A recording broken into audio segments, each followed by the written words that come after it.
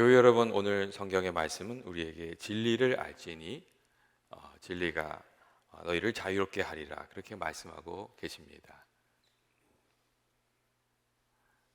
제가 오늘 설교를 좀 천천히 할게요. 화면이 아직 안 나와서 그래요. 진리를 알지니 진리가 너희를 자유롭게 하리라, 그렇게 말씀하고 계십니다. 올 한 해 저와 여러분이 진리의 말씀을 따라 살아가는 한 해를 살아가게 되시길 주의 이름으로 축원드립니다.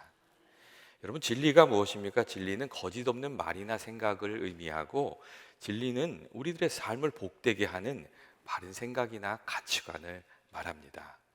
세상에는 바르고 건강한 생각이 있고, 또 병들고 잘못된 생각들이 있습니다. 바르고 건강한 생각을 따르면 내 삶이 좋아지고 내 삶이 풍성해집니다. 반대로 우리가 병들고 잘못된 가치관을 따르면 여러분 어떻게 되는 겁니까? 그 삶이 병들어지고 그 삶이 어지러워집니다. 진리를 따라 살면 시간이 지나서 우리들의 삶이 더 풍성해지고 자유롭게 되는 반면에, 진리가 아닌 거짓을 따르게 되면 자유가 없어지고 우리가 무엇인가에 얽매이는 그런 삶을 살아가게 됩니다. 문제는 잘못된 생각이나 말이 아주 그럴듯하기 때문에 얼핏 들어서는 무엇이 옳은 것인지 무엇이 그른 것인지 분별하기가 쉽지 않다는 점에 있습니다. 거짓된 것들 안에 옳은 말들이 섞여 있기 때문에 이 잘못된 생각들이 진리처럼 생각되는 때가 있고, 또 나의 이익에 관련되는 경우는 그것이 꼭 좋은 생각인 것처럼 생각이 돼서 그것을 따라가게 되는 경우도 많이 있다는 겁니다. 그렇기 때문에 우리 삶의 분별의 지혜가 날마다 더욱 중요해지는 것이죠. 특별히 오늘 우리가 살아가는 이 시대는 돈과 성공과 재미를 다른 어떤 것보다 강조하는 시대이기 때문에 많은 착각이 일어납니다. 여러분, 돈이 많으면 행복한 것입니까? 돈이 많으면 편안하게 살 수는 있는데, 돈을 이게 잘못 쓰게 되면, 돈은 많은데 돈을 잘못 쓰게 되면 결과적으로 그 삶이 불행해지는 경우도 적지 않습니다. 여러분, 사회적으로 성공하는 것도 마찬가지입니다. 사회적으로 성공하는 것은 박수를 받을 만한 일이지만, 이 사람들에게 인정받고 사회적으로 성공한 이들 중에 인격적으로 형편없는 삶을 살아가는 이들도 있고, 그 속 사람이 허무한 사람들도 많이 있습니다. 여러분, 재미도 마찬가지 아닙니까? 이 재미가 잠깐이고 여러분 금방 시들어집니다. 그래서 재미를 찾다가 이 사람들이 자꾸 재미만 찾아가다가 도박과 같은 잘못된 재미에, 잘못된 일에 빠지는 경우도 여러분 적지 않습니다. 여러분, 재미하고 성경이 말하는 기쁨은 여러분 같은 것이 아닙니다. 여러분, 재미를 추구하다 보면 진정한 기쁨을 누리는 것을 상실할 수도 있습니다. 또한 포스트 모던 시대에 나타난 지나친 개인주의는 보편적인 가치와 질서를 무너뜨리고 개인의 삶뿐만 아니라 사회를 혼란스럽게 만드는 일들을 많이 만들고 있습니다. 당신이 중요하다, 당신이 하고 싶은 일을 해라. 세상이 그렇게 얘기하죠. 여러분 어떻게 생각하십니까? 이게 맞는 말이죠. 그런데 거기에 나보다 더 중요한 것이 있고 내가 하고 싶은 일을 다 할 수가 없고 또 해서도 안 된다는 사실을 외면하게 되면, 당신이 하고 싶은 대로 하라는 말이 한 사람의 인생을 망치고 사회를 혼란스럽게 만드는 그런 말이 될 수가 있습니다. 여러분, 불난 집에 부채질 할 수 있습니까? 홍수가 난 그 자리에 가가지고 해수욕할 수 있습니까? 어려운 집에 가가지고 돈 자랑할 수 있습니까? 여러분, 할 수 없는 일이 있고 해서는 안 되는 일도 있습니다.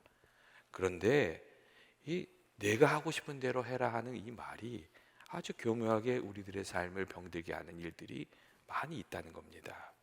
여러분, 이 잘못된 말들 속에도 진실이 섞여 있어요. 이 사람들은 누구나 자기 마음대로 살고 싶습니다. 그래서 당신 하고 싶은데 하면서 살아야 되지 않겠냐고 이런 말들이 설득력을 가져요. 그런데 내 마음대로 선택한 말이나 행동이 걸림돌이 되고 나를 얽매이는 경우도 많지 않습니까? 함부로 한 말이나 행동이 평생 따라다니는 걸림돌이 되는 경우가 있고, 또 내 마음대로 이렇게 했던 것들 중에 결국은 중독으로 결론이 나는 일들도 적지 않습니다. 하나님께서 하지 말라고 하셨는데 내 마음대로 하다가 도박에 중독이 되고 술에 중독이 되고 게임에 중독이 되고 또 미움에 중독이 되고, 어떤 이들은 이렇게 중독이 되어서 자기 자신이 자유를 잃어버렸다는 것 자체를 깨닫지 못하고 살아가는 경우도 있습니다. 여러분, 사람들은 어떻게 자유를 누리면서 살 수 있는 겁니까? 우리가 먼저 이 참 진리를 따를 때에 우리가 자유를 누리게 됩니다. 예수님의 말씀을 따를 때 우리가 참 자유를 누리게 되는 것이죠. 예수님께서 유대인들에게 어떻게 말씀하세요? 너희가 내 말에 거하면 그렇게 될 것이다 그랬어요. 너희가 내 말 안에 거하면, 이게 참 중요한 거예요. 예수님께서는 세상의 가치나 내 기분이나 내 생각을 따라 사는 것이 아니라 주님의 말씀을 기준으로 살아갈 때 참 자유를 누리게 될 것이라고 그렇게 말씀해 주신 겁니다. 우리가 예수님의 말씀을 따르면 우리의 마음이 밝아지고, 예수님의 말씀을 따르면 우리가 삶이 좋아지지 않습니까? 예수님의 말씀을 따르면 여러분 잘 안 될 것 같지만 시간이 지나고 보면 주님이 우리를 도와주셔서 또 좋은 열매 거두며 복된 삶을 살아가게 되는 것을 우리가 알게 됩니다. 여러분, 근데 우리들이 예수님의 말씀을 따라서 내 마음대로 내 뜻대로 세상의 뜻대로 살면 여러분 어떻게 됩니까? 자유가 점점 사라집니다. 여러분, 세상에 이렇게 욕심에 노예되고 분노에 노예되고 게으름에 노예되고 거짓에 노예되고 자유를 잃어버린 사람들이 많이 있습니다. 여러분, 우리가 참 자유를 누리려면 욕심내고 화내고 막 게으름 피우고 거짓말하고 이런 이 작은 자유를 포기하고 큰 자유를 선택할 수 있어야 됩니다. 이 세상이 말하는 지혜가 아니라 예수님의 말씀을 따라 살아야 되는 것이죠. 우리가 포기하면서 얻는 자유가 있다는 것, 그것을 우리가 깊이 생각해야 됩니다. 또 여러분, 우리가 언제 자유를 누리게 됩니까? 이 자유를 누릴 수 있는 실력이 있을 때에 자유를 누리게 됩니다. 그래서 때때로 하나님께서 우리들의 삶을 단련시키시고 광야로 우리들을 보내세요. 예전에 축구 선수들이 이런 얘기를 하는 거 제가 들은 적이 있어요. 이 프로하고 아마추어의 차이는 이 공을 받을 때 하는 그 퍼스트 터치에 이게 달려 있다는 거예요. 거기에 날려 있다는 거예요.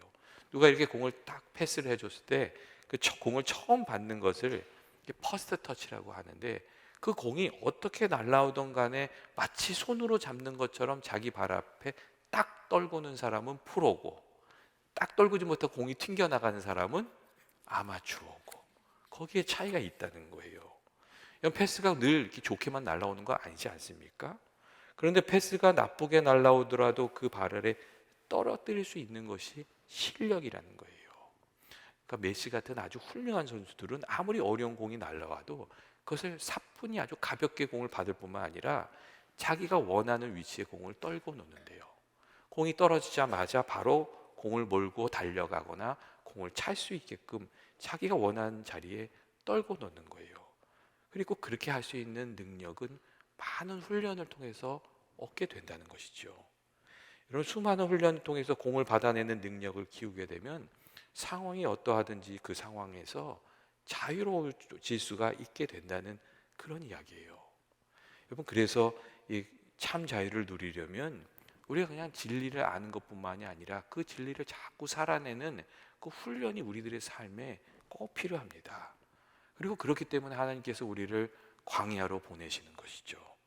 여러분, 광야가 어떤 거예요?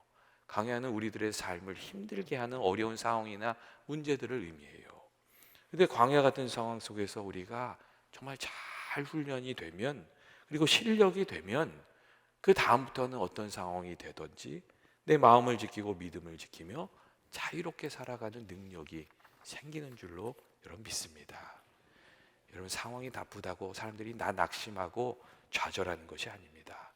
고난 중에 믿음의 능력을 키우고 역경 중에 기도의 능력을 길러난 사람들 중에는 고난이 찾아왔을 때 그것을 당당히 싸워나간 능력이 있는 사람들이 많습니다. 여러분, 그렇기 때문에 우리들의 삶 속에 좀 어려운 일이 이렇게 찾아올 때는 낙심하고 절망할 것이 아니라 이 광야의 시간을 이겨내는 능력을 길러야 되겠구나, 이렇게 우리가 생각을 해야 되고, 또 하나님께 도움을 구하고 기도하고 도전하면서 싸워내는 좀 훈련이 필요합니다. 그것을 통해서 우리가 이겨낼 수 있는 실력이 생기는 것이죠. 예전에 제가 아는 집사님 한 분이 사업을 하시다가 어려움을 당하시게 되셨어요. 참 좋은 분이셨는데 어려움을 당하셨어요. 그래서 이제 만나가지고 집사님 괜찮으세요? 요즘 상황이 좀 어려우시다며요.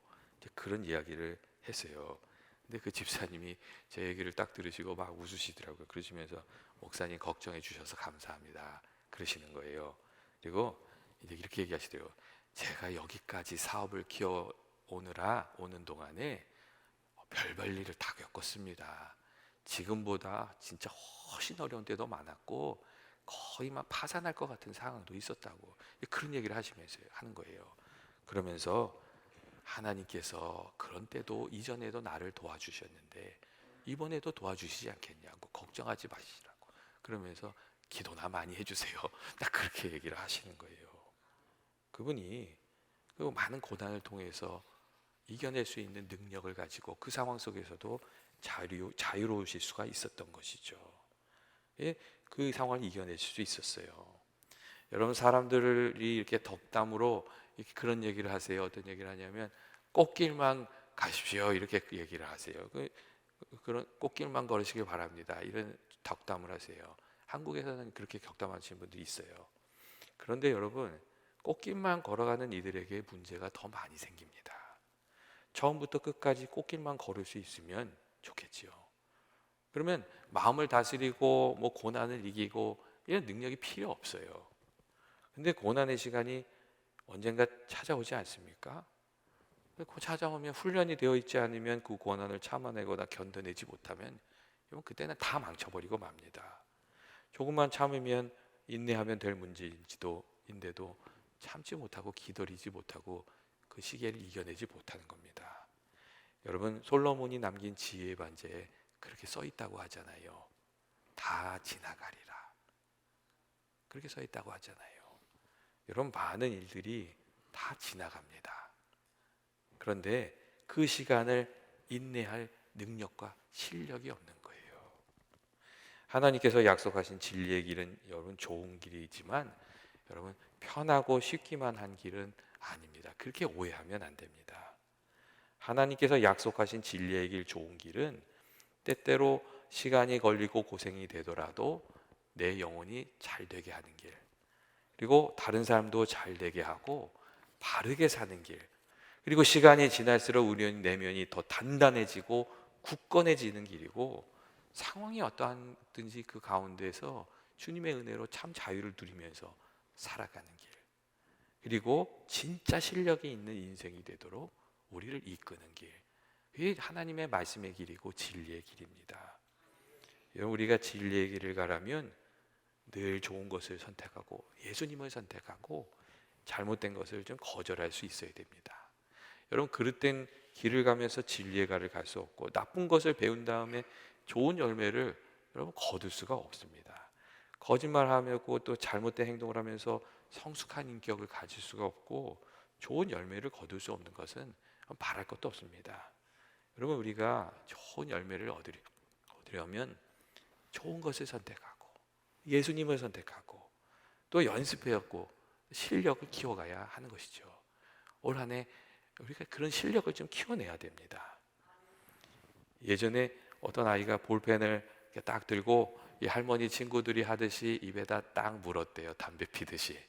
그랬더니 그 모습을 본 할머니가 오더니 그냥 그 머리를 주먹 이렇게 손바닥으로 팍 때리더라는 거예요. 그래가지고 할머니한테 그랬어요. 할머니 왜 때리세요? 이거 담배가 아니잖아요. 이렇게 얘기를 했대요. 그랬더니 할머니가 하는 말이 악한 것든 그 모양이라도 버리라고 딱 그렇게 얘기를 하시더래요. 근데 그 한 대 맞으면서 그 잘못된 것은 가까이 하지 않는 그런 걸 좀 배우게 됐다는 이야기가 있습니다.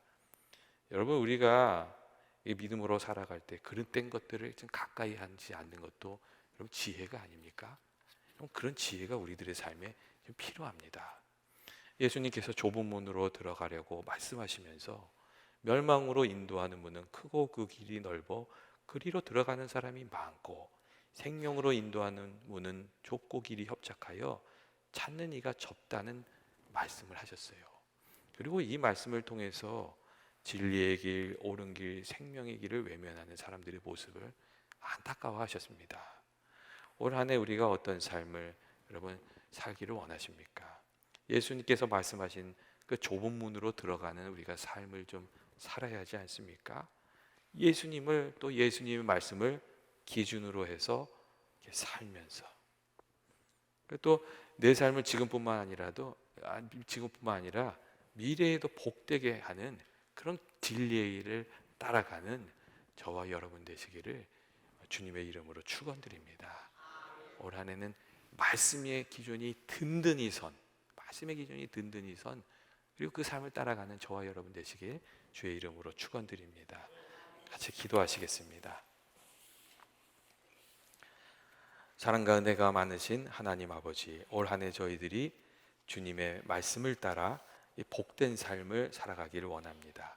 저희들과 함께하여 주시고 아버지 그 말씀으로 주님께서 주신 깨달음으로 저희들의 삶을 인도하여 주옵소서. 예수님의 이름으로 기도합니다.